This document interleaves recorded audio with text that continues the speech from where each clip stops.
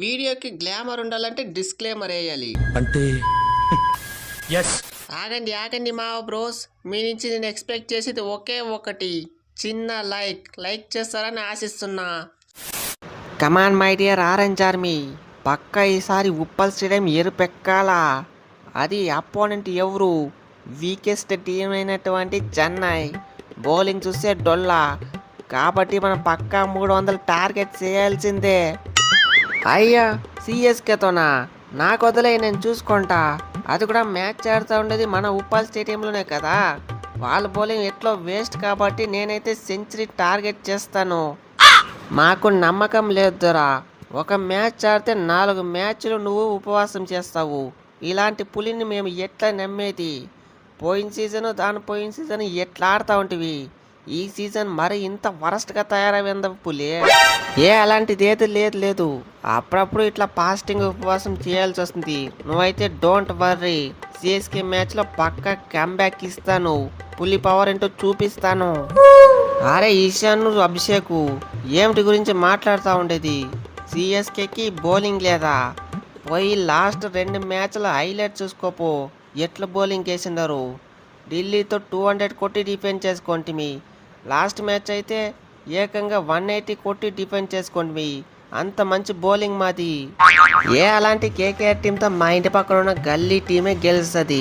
మీరు గెలవరాప్రా. ఇంకా ఢిల్లీతో మ్యాచ్ అంటారా? ఏదో గుడ్డిగా గెలిచేస్తుంది. అయినా మీరు ఇప్పుడు ప్రస్తుతానికి మ్యాచ్ ఆడుతున్నది ఎవరితో? కాటేరమ్మ కొడుకులతో. ఒక్కొక్క కాటేరమ్మ కొడుకు ఎట్లుంటాడో మీ ఇమాజినేషన్కే వదిలేస్తూ ఉండా.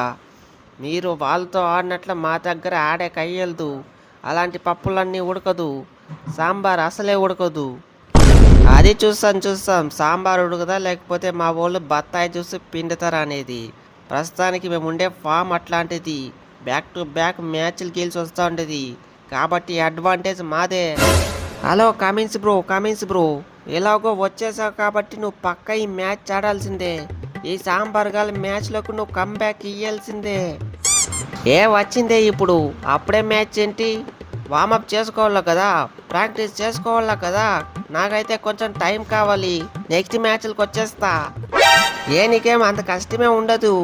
ఆడుతూ ఉండేది సిఎస్కేతో, నీకు ఒక వార్మప్ లాగా ఉంటుంది. ఇదైతే మనకి ఈజీ మ్యాచ్, కాబట్టి నువ్వు ఈ మ్యాచ్ ఆడతావు అంటే నెక్స్ట్ మ్యాచ్కి ప్రిపేర్ అయిపోవచ్చు ఈజీగా. చూస్తాం అన్నీ బాగుంటే ఈ మ్యాచే ఆడతా, డోంట్ వర్రీ. ధోని అన్న చూస్తే వాళ్ళ ఓవర్ కాన్ఫిడెన్స్ తగ్గించేలా ఏదైనా టిప్స్ ట్రిక్స్ ఉంటే చెప్పు. ఈ మ్యాచ్ పక్క ఉప్పల్లో మనమే గెలవాలా, సిఎస్కే జెండానే ఎగురాలా. పాములు పట్టేవాడు పాము కాటికే పోతాడు, అలాగే ఎస్ఆర్హెచ్ కూడా సేమ్ టు సేమే. ఇంకా ఎగ్జైట్మెంట్ అంటావా?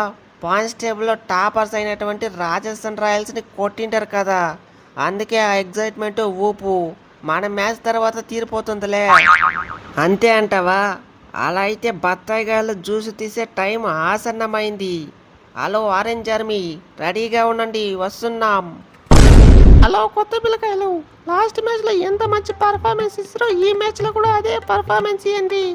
మిమ్మల్ని నమ్మి అయితే ఉన్నత కాటికి, అలాగే హర్షల్ పటేల్ కూడా రిటైర్మెంట్ ఇచ్చేసి ప్రస్తుతానికి మీపైన ఆశలు పెట్టుకొని ఉండా. మా ఆశల్ని కుక్కిపాలు చేయకండి.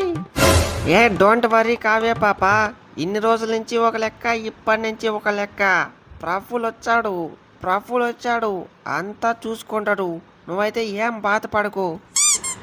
ప్రఫుల్లే కాదు కావ్య పాప, ఈ సాకిబ్ కూడా ఉన్నాడు, సాకిబ్ కూడా చూసుకుంటాడు, డోంట్ వర్రీ.